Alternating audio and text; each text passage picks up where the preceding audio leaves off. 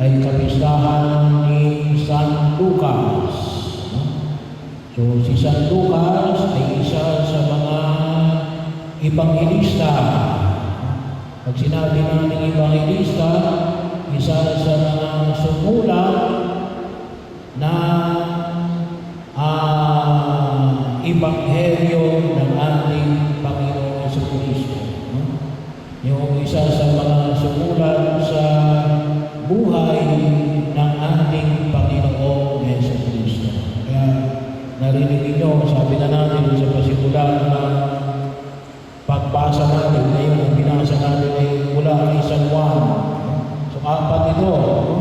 Sinong apat na ito? Si San Mateo, si San Juan, si San Lucas, at si San Marcos. So, bahagi ito. So, San Mateo, San Marcos, San Juan, San Lucas. Ang may piyesta ngayon ay si San Lucas.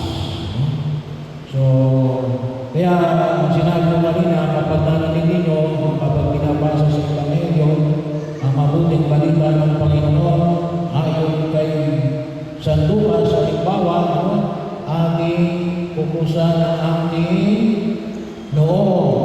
Para makita natin na naway maunawaan natin ang kahalagahan ng pagpapahayag ng mabuting balita. Ito yan yung mabuting balita na pagliligtas ng Diyos.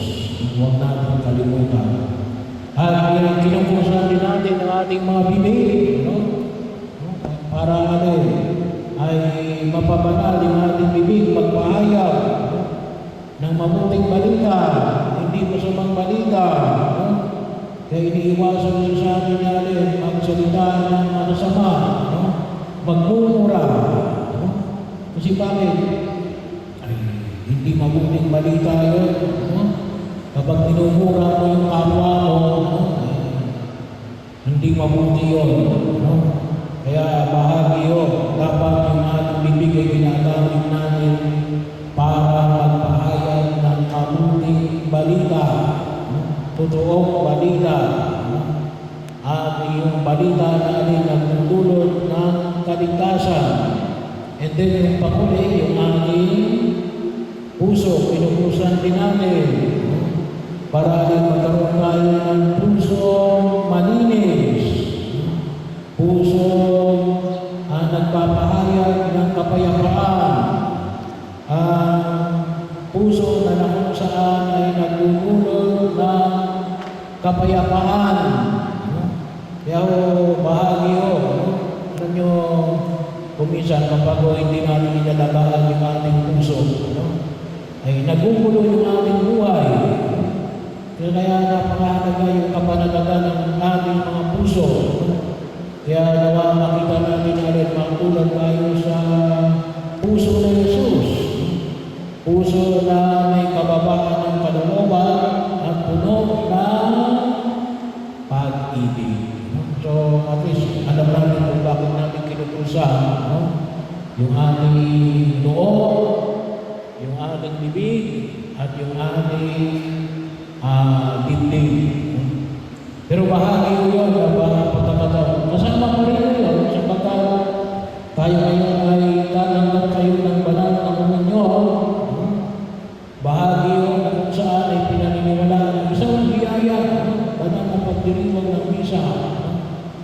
Pagkakataon, para din sa kaalaman ng lahat, yung tinatawag natin, yung sakramento na pakikibahagi sa pakikisakay sa ating Panginoong Jesucristo ay hindi lamang sa pamagitan ng sakramento ng binyag. Kayo naman ay lahat. Kaya kayo narito ngayon sapagkat kayo ay mga binyaga. Nakapagpasa kayo ng inyong baptismal certificate. Bininyagan kayo sa ngalan ng Ama at ng Anak at ng Espiritu Santo. Kayo ay nililigtas ng Diyos.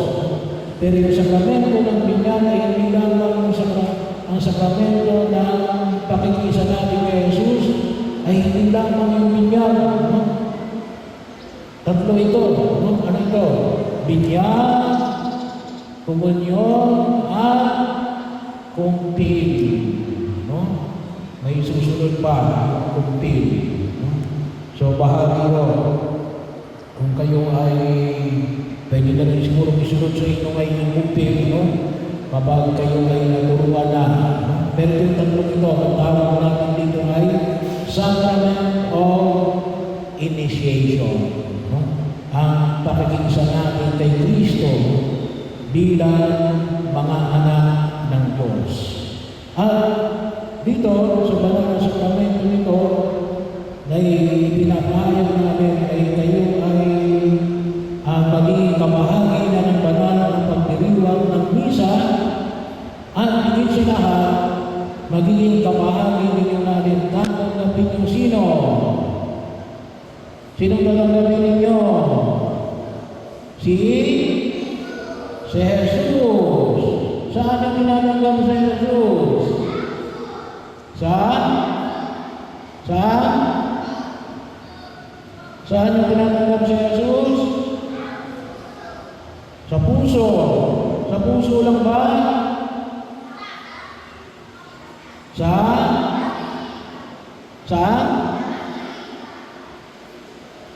Pakiulit na. Sa mata. Sa binyag, tinanggap niyo rin sa Jesus sa binyag. Saan pa? Kapag nakikinig kayo ng salita ng Diyos, nakikinig pa kayo ng salita ng Diyos?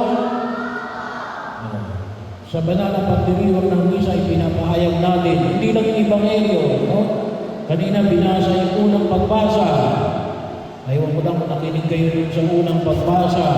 Yung unang pagbasa ay mula sa sulat ni San Pablo Apostol sa mga taga-Korinto. No? Na anong sinabi? No? Sinabi natin, ito ang aking katawan. Hindi lang natin tinatanggap sa Jesus sa salita. Hindi lang yung kanyang banal na kasulatan. Hindi lang yung kanyang ipinapahayag ni San Lucas sa mga ebanghelista.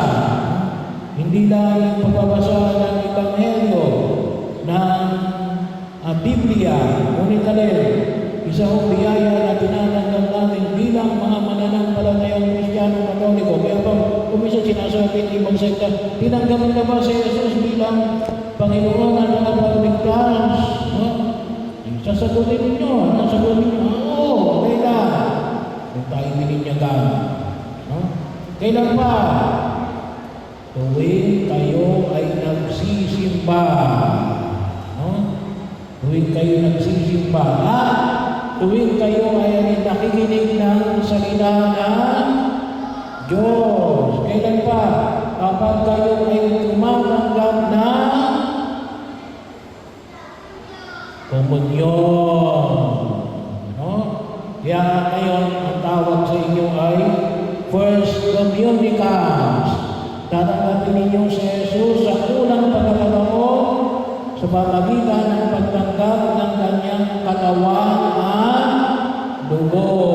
Saan nyo ng tinapay at ng alak. Kasi hindi pinahayag natin sa unang pagbasa. No? Hayaan ninyo na ulitin ko ulit sa inyo. Ito ang araw na tinanggap ko. No? Sa sulat ni San Pablo sa mga taga-Korinto. At ibibigay ko naman sa inyo ang Panginoong Yesus noong gabing siya ay pinagkanulog ay kinuha ng tinapay, nagpasalamat at pinaghati-hati ito. At sinabi, ang sabi ni Jesus, ito ang aking katawan na inihandog para sa inyo. Gawin ninyo ito bilang pag-aala-ala sa akin. Nagpatuloy yung San Pablo, sabi niya, dahil din naman matapos sa magulang hinawakan niya ang alis at sinabi, ito ang alis ng bagong tipan na ipinagtitibay ng aking dugo. Tuwing inumin ninyo ito, gawin ninyo ito bilang pag-aalala sa akin. Sapagkat tuwing kakain kayo ng tinapay na ito, ang iinom sa kalis na ito, ay ipinahayag ninyo ang kamatayan ng Panginoon hanggang sa muling pagpaparito niya. Yun yung ating unang pagbasa. No? Kaya ang tinatanggap namin sa komunyon ay hindi lamang kapirasong tinapay, ngunit katawan at dugo ng ating Panginoon Hesus Kristo. Huwag mong kakalimutan yun. Kaya kapag sinabi ng pari, katawan ni Kristo, anong sasagot ninyo? Amen. No? So, kayo ay bumuka ninyo ang inyong mga bibig, ilalabas ninyo yung inyong mga dila. Sabi ko muna kayo ng amen. No? Pero ibubuka ninyo ang inyong bibig at ilalabas ninyo ang inyong mga dila. So,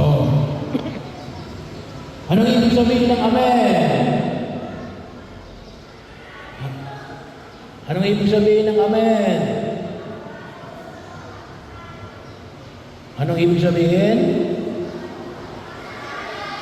Na naniniwala ako, nananalig ako. No? So, huwag ninyong kalimutan. Yung salita kasi namin, yan ay salita Griego. No? So, bahagi yun. No? Na ang ibig sabihin ay naniniwala ako. So, yun naman ang huwag natin kalimutan. Kaya, kapag sinabi ng pari, katawan ng Kristo, no? Sasagot kayo. No? Sasagot kayo. No? Amen. Naniniwala ako. No? So yun ang ginagamit natin. Naniniwala tayo natin. Ang tinatanggap natin ay hindi lamang kapirasong tinapay, ngunit ang tinatanggap natin ay si Jesus. Katawan ang dugo ni Jesus. So, biro mo yun, makikita natin, hindi naman siya sa natiyatanggap natin sa Jesus, sa Espiritu. Hindi, no? Ang tinatanggap natin sa Jesus ay hindi lamang sa Espiritu, ngunit kasama niya ang kanyang katawan. Ang ibig sabihin, yun ang pinakamalapit, the most intimate, sabi nga natin, pinaka-personal, no? ng pakikiisa namin kay Jesus. Bahagi ko yun na nais ng Diyos na tayo ay makasama. Makasama niya tayo. Hindi lamang sa Espiritu, ngunit sa ating mismong katawan. Mismo. No? Kaya ano dapat gawin natin? Mayroon lamang dalawang hadlang para hindi tayo pwedeng magtumanggap ng komunyon. Alam niyo yung dalawang hadlang? Alam niyo yung dalawang hadlang? Kung kailan kayo hindi lamang tatanggap ng komunyon, nakalimutan niyo na. Unang hadlang ay alin? Hindi kayo kakain o iinom maliban lamang ng tubig. Gaano katagal bago magkomunyon? Gaano katagal bago magkomunyon? Isang oras. No? So, ang tawag natin dito ay isang oras na pag-aayuno bago tumanggap ng komunyon. No? 1 hour fasting. No? Bakit? Para ihanda natin yung ating sarili. No? Kasi bakit? Si Jesus ang tatanggapin natin. No? Si Jesus ang tatanggapin natin, yung Diyos ang tatanggapin natin. Ang Diyos natin nagnanais na tayo ay maligtas. Ang Diyos natin nagnanais na tayo ay lumigaya. No? Ang Diyos ang nagnanais natin ilayo tayo sa lahat ng uri ng kapahamakan. No? Huwag natin kalimutan yun. Dahil bahagi yung kinakailangan gawin natin yung ating sarili. Pangalawang adlang, kailan ka natin hindi dapat tinatanggap sa Jesus? Kailan kayo hindi dapat magkumunyon? Kapag kayo ay may ano? Kapag kayo ay may kasalanan. So, higit sa lahat, maraming pwedeng kasalanan, pero lalong-lalo na, no, yung kasalanan natin, labag sa 10 utos ng Diyos. No? Kalimitan sa mga simbahan, mayroong nakalagay doon 10 utos ng Diyos. Diyan sa atin, mayroon dyan sa gilid, no? 10 utos ng Diyos. Alam niyo ba yung 10 utos ng Diyos? Ano yung number 1? Ano yung number 1? Sabay-sabay. Number 1, ibigin mo ang Diyos ng higit sa lahat. So, sino unahin? Ang Diyos. No? Kaya bahagi yun na huwag namin kalimutan. Kakibat na ito ang ilang mga bahagi ng pagkilos. No? Kaya pagkakataon, no? Hindi ko na papaliwanag sa pagkakahapa lang tayo. Pangalawang utos.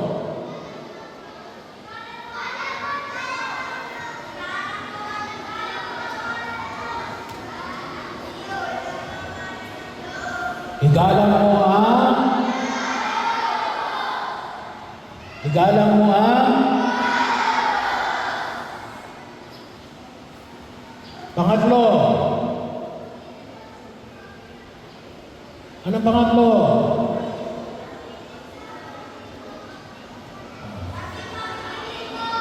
Sabay-sabay, pangatlo.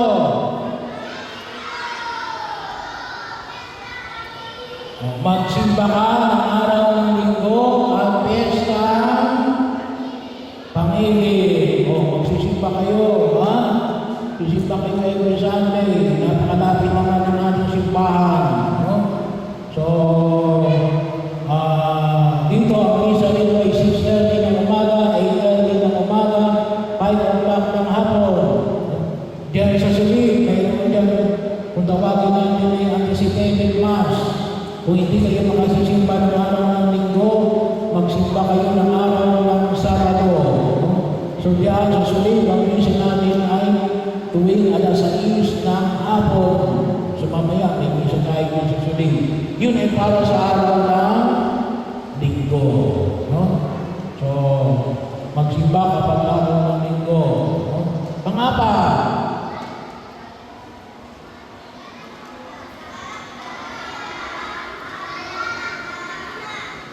anong pangapat?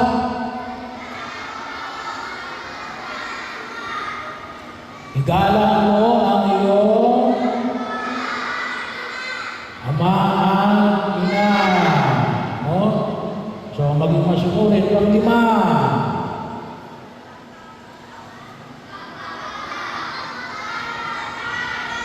sabay-sabay. Huwag kang papatay-kanin.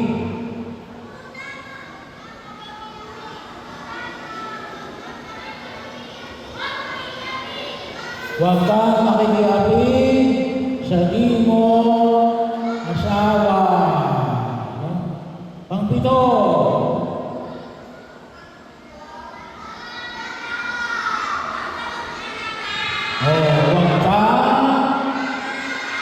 huwag kang magnanakaw.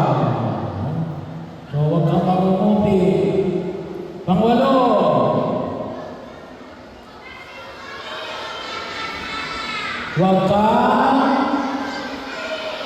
pagsisinungaling at manirang puri. No? O, kasama na rin yan yung alin, huwag kang sumaksi ng mali laban sa iyo kapwa. No? Pangsiya,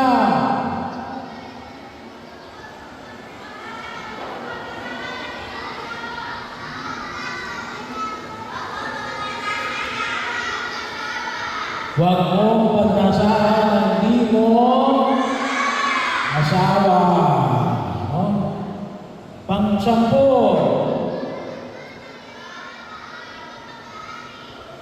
huwag kang magnasa sa di mo pag-aari. So yung 10 na yan, no? Kapag lumabag ka sa 10 utos na yan, huwag kang munang mag-komunyon.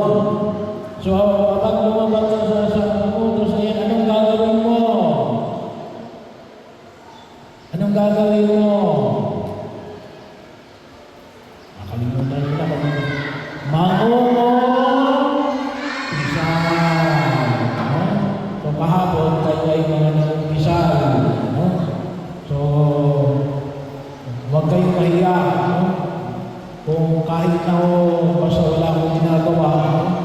Kasi nung una, pag unang dumating dito ay bago mag-misa, ay ako'y nagpapakumisa, wala naman lumalapit. Kaya ngayon, bagamat may schedule tayo ng mag-misa ng bayan, pero kung gusto nyo mag-umpisa, nakita nyo ako, sabihin nyo lang, ay di, kapag wala akong schedule, walang problema, mag-umpisa din kayo. Anong mga oras. So, pero yun, so kapag wala itong mga hadlang na ito, hindi kayo lumabag sa utos ng Diyos, at kung sakaling kayo lumabag, kayo ay mag-umpisan, at kung kayo ay hindi naman kumain o uminom ng anumang bagay at isang oras bago mag-komunyon, kayo ay, kapag kayo sumisimba, kayo ay mag-komunyon. Tanggapin ninyo si Jesus sa anyo ng tinapay at ng anak. Bakit? Si Jesus mismo yun. No? Nais ng Diyos na tayo ay makasama. No? Huwag ninyong kalimutan. No? Hindi lang virtual. No? Hindi lang online. Gusto niya personal. No? Bahagi yun na huwag natin kalimutan. No? Gusto ng Diyos natin maging kaakibat niya tayo, kasama niya tayo sa lahat ng pagkilos sa daigdig na ito. At ito isang biyaya na ipinagkakaloob ng Diyos. Ito yung biyaya. No? Iba po natin mga kapatid ng mga Kristiyano na hindi Katoliko, hindi naniniwala. No? Na si Jesus ang kanilang pinanangga. No? Kasi wala lang sila, no? Ang kanila lang ay simbolo. Hindi, sa atin hindi. Maniwala natin. Ang tinananggap natin ay ang ating Panginoon Jesus Cristo. Kaya nga, kapag kayo ay magdiriwang ng misa, makikinig maigi ng salita ng Diyos, makinig kayo sa pahayag ng pari, no? Tumanggap kayo ng komunyon at pagkatanggap ninyo ng komunyon, babalik kayo sa inyong upuan. At anong gagawin ninyo? Kakausapin ninyo si Jesus. Sino kakausapin ninyo si Jesus? Kausapin ninyo. No? Kausapin ninyo. At sabihin nyo sa Kanya yung gusto nyo sabihin. No? Kasi kasama ninyo si Jesus, sinatanggap ninyo, nasa dila ninyo, no?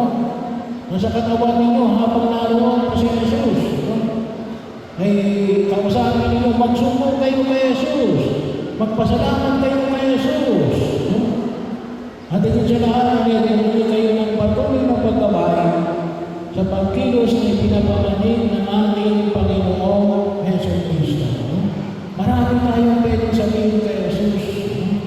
Marami na tayong sabihin kay Jesus. Kaya sabihin nyo yan sa katabi ninyo. Sabihin nyo kay Jesus.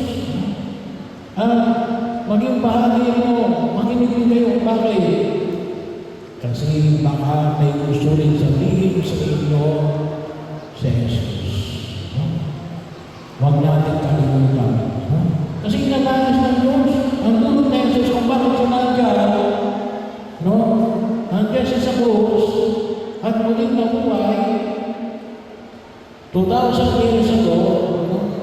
At ating sinasaliwa, kami tayo nagliliwang ng misa, isinasa ngayon, hindi lang pa sa sinasa ngayon yung kanyang pag-aandong ng sarili para magdulot ng kaligtasan sa bawat isa sa atin. Bakit? Mahal tayo ni Jesus. Mahal tayo ng ating Diyos. Kaya nais niya makasama tayo sa ating pagkilos sa daigdig na ito. At ibinibigay niya sa atin sa sakramento ng banal na Eucharistia. Na kung tawagin natin ay banal na misa. So ito yung itulog natin sa harapan ng pagkakapal. Nais ko rin magpasalamat, no? Sa inyo mga magulang, sa mga katikista, sa mga guro, para ko mayanda ang mga bata nito, maging bahagi ng kanilang pagkilos at maging bahagi ng kanilang kalinangan. Bakit? Kasi tayo ay naninilaan para alin. Ang mga batang ito ay hindi sila mapalapit sa ating Diyos. Bahagi o kaya kanina, no? Ay bata kataon ito, sinasamahan ninyo sa Jesus. Mula ng bininyagan, ay inihatid ko sila sa simbahan at patuloy yung ginagabayan at inihatid sa harapan ng may kapalpalalim na sila ay makatagpo nila sa Jesus. Ang sana naging bahagi ng kanilang kalinangan. Kasi bahagi yun, no? Yun ang aming panunimala kapag kasama natin ang Diyos, ang sabi nga sa banal na kasulatan, ay sino pang lalaban sa atin? No? Kasama natin ang Diyos. No? Magkakataon na kung sa'yo huwag natin kalimutan.